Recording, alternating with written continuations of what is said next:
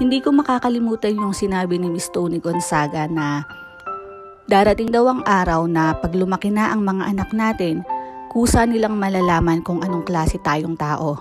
At kailangan daw, pagdating ng araw na yon, tiyakin daw natin na ikaka-proud tayo ng mga anak natin.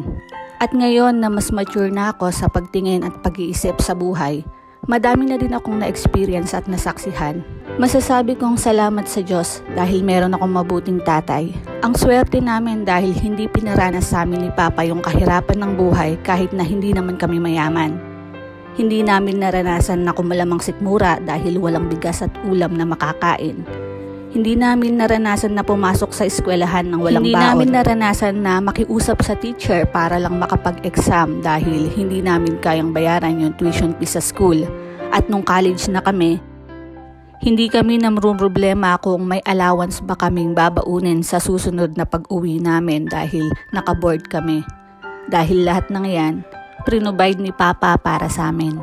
Simula sa pagiging anak, kapatid, asawa, ama, empleyado, lolo at kaibigan, na-witness ko kung anong klaseng tao ang Papa ko. Hindi siya perpekto pero isa siyang mabuti at may pusong tao. At ngayon na mas naiintindihan ko na ang buhay at kung paano maging isang magulang, mas lalo kong na-appreciate kung gaano ako ka-bless dahil sa isang responsableng ama ko ibinigay ng Diyos. Mahal na mahal ka namin, Papa. Lagi kami nandito para sa'yo. Salamat mula sa pinakamaliit hanggang pinakamalaking bagay na ginawa mo para sa amin.